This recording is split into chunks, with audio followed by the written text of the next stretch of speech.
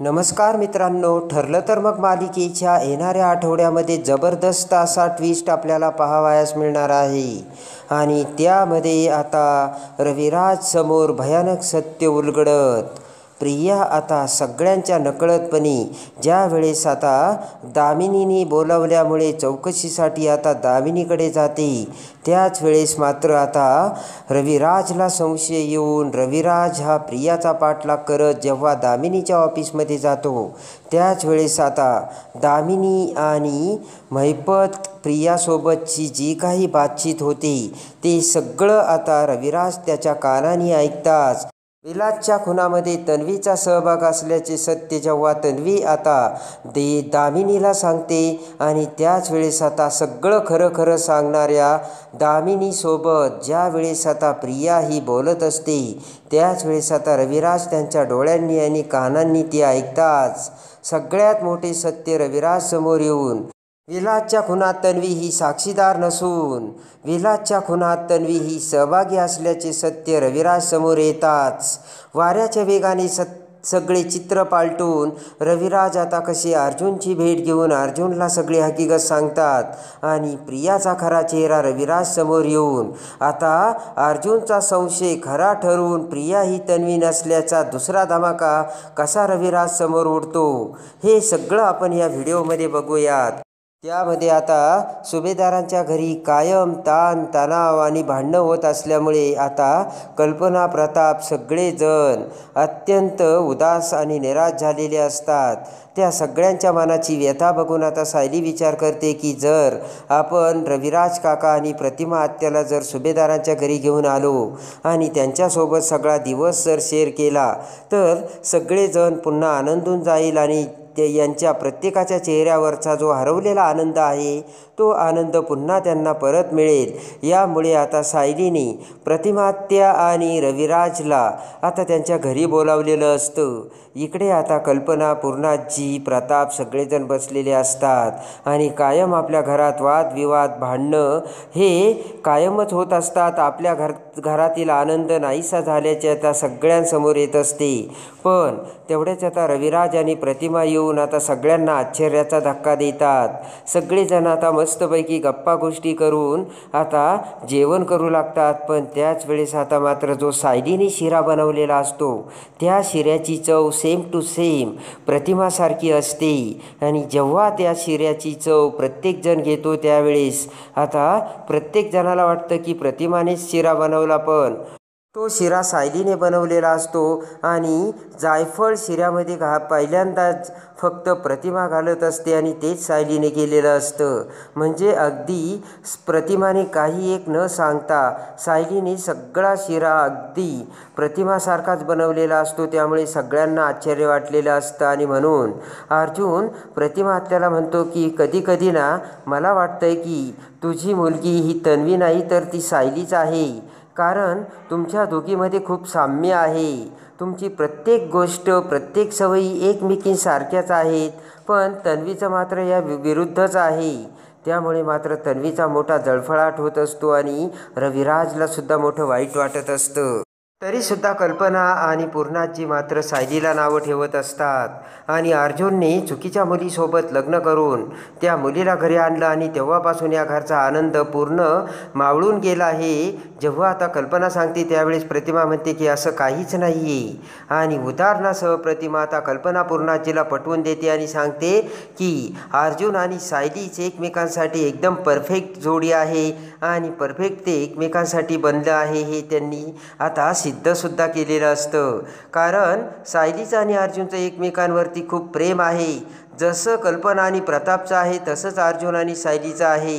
दोघेजण एवढे प्रेमाने एकमेकांना जीव लावतात, तेव्हा त्यांच्या जोडीला आपण कसं नावं ठेवू शकतो असे आता प्रतिमाने सगळ्यांना सांगितलेले असते. इकडे मात्र प्रियाचा सगळ्यात मोठा जळफळाट झालेला असतो आणि त्याच वेळेस आता रविराजांच्या मोबाईलवर प्रियाला चौकशीसाठी दामिनी देशमुखने बोलावल्याचे सत्य समजलेले असते, पण रविराज आता ताबडतोब त्यासाठी नकार देतो आणि म्हणतो की नाही, प्रियाची मनस्थिती आता ठीक नाही आहे आणि दामिनी देशमुखच्या चौकशीसाठी प्रिया तयार नाही, तेव्हा ती चौकशीसाठी येऊ शकत नाही. यासाठी आता रविराजने आडवं घातलेलं असतं. इकडे मात्र आता तन्वीला आणखी भीती वाटलेली असते. जर आपण दामिनीकडे चौकशीसाठी गेलो नाही तर महिपत आपल्याला कच्चा खाईल, असे आता प्रियाला भीती वाटलेली असते. आता प्रतिमा, रविराज, प्रिया पुन्हा आता किल्लेदारांच्या घरी येतात. तर आता रविराजला मात्र राग येऊन रविराजने दामिनीच्या नोटीसला कडक उत्तर पाठवलेलं असतं आणि त्यामध्ये प्रिया ही क्लिअर कट चौकशीसाठी येणार नसल्याचे आता रविराजने सांगितलेलं असतं आणि प्रियाची मनस्थिती ठीक नाही हे देखील त्याने नोटीसमध्ये लिहून पाठवलेलं असतं.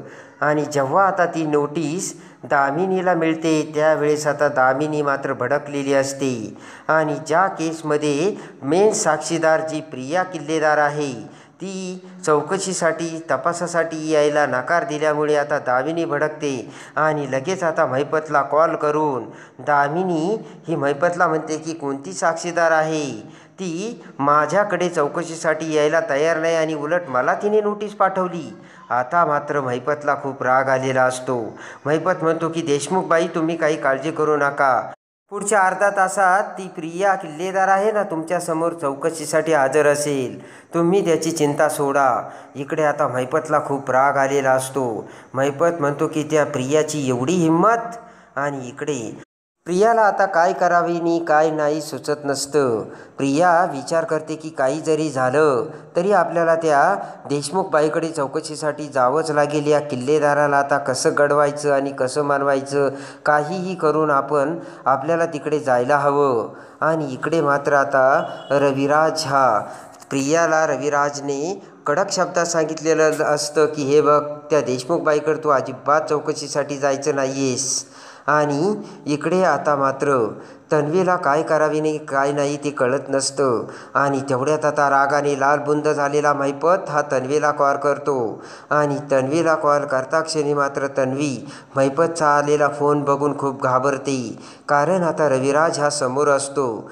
तन्वी आता काय करावे आणि काय नाही कळत नसतं. तेवढ्यात आता महिपत हा पुन्हा तन्वीला फोन करतो. आता मात्र तन्वी खूप घाबरते आणि लगेच आता रविराज म्हणतो की अगं तन्वी, कोणाचा फोन येतोय, फोन किती वेळचा वाजतोय, उचलत का नाही आहेस? तर आता लगेच तन्वी म्हणते हो हो बाबा, अहो माझ्या मैत्रिणीचा कॉल आहे आणि थांबा. लगेच आता तन्वी ही बाजूला जाऊन बोलू लागते आणि लगेच आता तन्वी म्हणते की माही, अगं काय गं, एकतर मी घरामध्ये खूप बिझी आहे आणि मला कशाला फोन करतेस माही तू? इकडे आता महिपतला काय बोलावे नाही काय नाही कळत नसते. महिपत म्हणतो की आपल्याला माही बोलते, ही काय दिवसा दारू पिली की काय? आणि लगेच महिपत म्हणतो की ए तन्वी, अगं मी महिपत बोलतोय. महिपत, तू काय दिवसा डावळ्या तुला सूर्याला बघून चंद्र बनतेस की काय? मी महिपत आहे, माही काय बोलतेस? तर पुन्हा आता तन्वी म्हणते की माही. तर लगेच आता महिपतला राग येतो. महिपत म्हणतो माही ना, तुझी माही गेली खड्ड्यात आणि मी सांगतो ते ऐक. मला तू पुढच्या अर्ध्या तासात त्या देशमुखबाईच्या समोर तिच्या ऑफिसमध्ये समोर बसलेली पाहिजे आणि जर तू अर्ध्या तासाच्या आत तिथे नसली ना तर तुझा मुर्दा पाडलाच म्हणून समज, नाही तुला यमाचा दरवाजा दाखवला तर नाव महिपत लावणार नाही. अशा कडक शब्दात आता महिपतने तन्वीला झाडलेलं असतं आणि फोन कट केलेला असतो. महिपतचे ते बोलणे ऐकून मात्र आता प्रिया जाम घाबरते. प्रिया विचार करते की आता कसं जायचं, काय करायचं आणि या किल्लेदाराला कसं आता गंडवायचं तेच काही कळत नाही. आणि पटकन विचार करून डोक्याला हात लावत प्रिया आता रविराजकडे येते आणि म्हणते की बाबा, अहो मला अर्जंट कॉलेजमध्ये जावं लागतं आहे, अर्जंट एका प्रोजेक्टचं सबमिशन आहे ना. आत्ताच माहीचा फोन आला होता आणि टीचरने अर्जंट बोलावून घेतलं. तेव्हा आता रविराज म्हणतो की तन्वी, अगं काय गं? तर तन्वी म्हणते सॉरी बाबा, मला जावंच लागेल. पटकन तन्वी आता तिच्या रूममध्ये जाते. आता मात्र इकडे रविराजला संशय येतो, नक्कीच काहीतरी गडबड आहे. असे अचानक कसे काय लगेच प्रोजेक्ट? तर रविराज म्हणतो की कुणाचा माहीचा फोन आला होता का? दे बरं मला एकदा तिच्याशी बोलू दे. तर आता प्रिया घाबरते. प्रिया म्हणते कशाला बाबा, अहो तीसुद्धा आता कॉलेजला निघलीच असेल. तन्वी आता जायला निघताच रविराज म्हणतो की अगं तन्वी थांब, मला सुद्धा आता बाहेर जायचं आहे, चल मी तुला ड्रॉप करतो. तन्वी म्हणते कशाला बाबा, जाईल ना मी. रविराज म्हणतो की अगं तन्वी असं काय करतेस, जायचंच आहे ना मला, मी तो सोडतो ना तुला.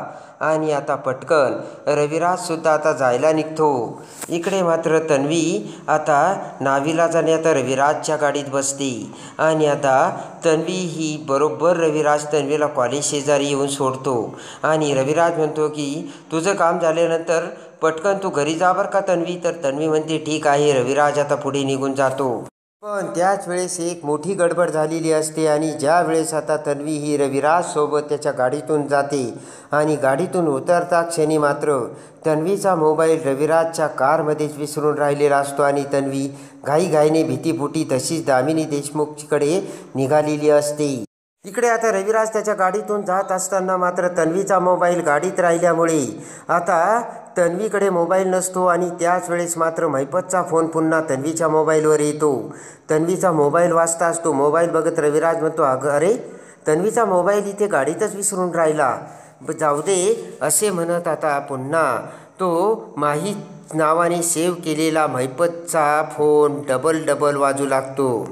तर आता रविराज विचार करतो की ही माही तन्वीची मैत्रीण आहे, तेव्हा आपण हिला सांगूयात की तिचा मोबाईल गाडीमध्ये राहिला आणि ती कॉलेजमध्ये गेली आहे म्हणून. इकडे आता रविराज हा तो फोन उचलतो. त्याच वेळेस आता मागे पुढे न बघता सरळ महिपत म्हणतो की अगं ए प्रिया लफंगे, तुला कळतंय का, ती दामिनी देशमुख ना तुझी वाट बघते. पुढल्या 10 मिनिटात जर तू तिच्या ऑफिसमध्ये नसेल ना तर सरळ त्या किल्लेदाराच्या घरी येऊन तुझी मान गळा कापून यमाच्या दरवाज्यात तुला पाठवील, कळलं का. आत्तापर्यंत माझ्या पैशावर उड्या मारते आणि माझ्या पैशावरती आत्तापर्यंत जिवंत आहे तू. मी त्या दिवशी तू घरी आली होती ना त्या दिवशी तुला सोडलं, पण तुला त्या दिवशी काही सरप्राईज दाखवलं तुला ते कळलं ना. आणि तुला देखील तसं सरप्राईज ना मी आत्तासुद्धा दाखवू शकतो. आणि त्यासाठी तुला यमाचा दरवाजा दाखवायला मला 1 मिनटंसुद्धा लागणार नाही. तेव्हा पुढच्या 10 मिनिटात जर तू दामिनी देशमुख बाईच्या ऑफिसमध्ये जर गेली नाही ना मग माझ्या इतकं कोणी वाईट असणार नाही. आणि आता महिपतने मागचा पुढचा विचार न करता सगळं काही फोनवर बोलून टाकलेलं असतं. आणि इकडे मात्र रविराजने महिपतचा आवाज ओळखलेला असतो. शांत चित्ताने रविराजने महिपतचे सगळे बोलणे ऐकलेले असते. आणि लगेच रविराज म्हणतो की म्हणजे हा महिपतचा आवाज आणि माही नावाने प्रियाने सेव्ह केला. प्रिया आपल्यासोबत खोटं बोलली, माही ही तिची मैत्रीण आहे हे तिने सांगितलं, पण माही नावाने हा जो नंबर प्रियाने सेव्ह केला तो महिपतचा आहे. आणि महिपतने प्रियाला एवढी काही जबर धमकी दिली की जसं काही प्रिया आणि महिपतचे पहिल्यापासूनचे संबंध आहेत. आणि त्याच वेळेस आता रविराजला प्रतिमाचे बोलणे आठवलेले असते. आणि त्या दिवशी प्रतिमाने सांगितलेलं असतं की प्रिया तुझ्या मोबाईलवर महिपत नावाचा फोन आला होता, मी माझ्या डोळ्यांनी बघितला. पण त्यानंतर प्रियाने हात चलाकीने तो नंबर माही नावाने सेव्ह केला. याचा अर्थ महिपत आणि प्रियामध्ये काहीतरी शिजत असल्याचे सत्य आता रविराजच्या हुशार वकिली डोक्याने बरोबर अचूक हेरलेले असते. आणि विलासच्या खुनामध्ये साक्षीदार म्हणून असलेली प्रिया हिचे महिपतसोबत अजूनही कॉन्टॅक्ट असल्याचे सत्य रविराज समोर आलेले असते. आणि इकडे आता ताबडतोब रविराज त्याची कार वळवतो आणि दामिनी देशमुखच्या ऑफिसकडे आता रविराज हा त्याच्या कारमधून जात असतो. रविराजला खूप राग आलेला असतो.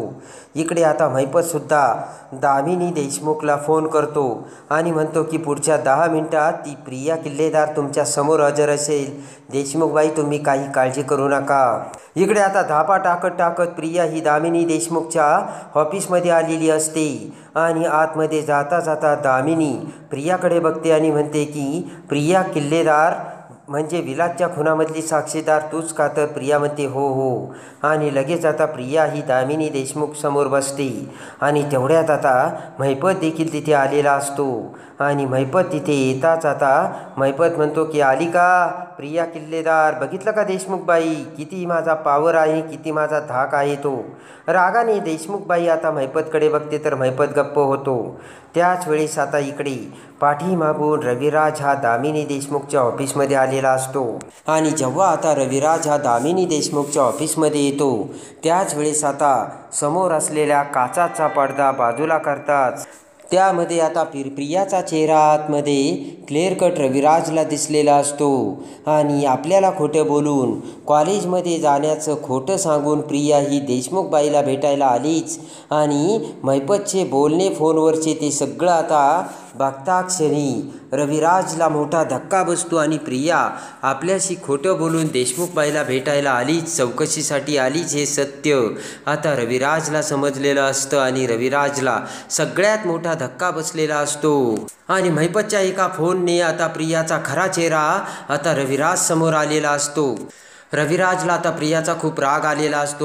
आणि आपण नकार देऊन सुद्धा प्रिया देशमुखबाईकडे आली याचा अर्थ विलासच्या खुनामध्ये प्रियाचा मोठा हात असल्याचे सत्य रविराजने अचूक हेरलेले असतं. ताबडतोब आता रविराज हा वाऱ्याच्या वेगाने अर्जुनकडे येतो आणि अर्जुनला सगळी हकीकत सांगतो. आणि जेव्हा आता अर्जुन ते सगळं ऐकतो तेव्हा आता अर्जुन म्हणतो, बघितलं का रविराज, तुझी मुलगी जी प्रिया आहे ना ती एवढी सरळ मार्गावरती चालणारी नाही आहे. जेवढी ती आपल्याला एकदम साधीबुडी वाटते ना तेवढी नाही आहे. मी जे सांगतो प्रिया काय माझी दुश्मन नाही आहे, जे सांगतो ते खरं आहे. आणि मी तुला सांगतो या केसमध्ये प्रियाचा नक्कीच कुठेतरी मोठा हात असणार आहे. सिनियर, अजूनही तू लक्षात घे, वेळ गेलेली नाही आहे. वेळीच ओळख, ही प्रिया खोटं बोलण्यात एक नंबरची एक्सपर्ट आहे.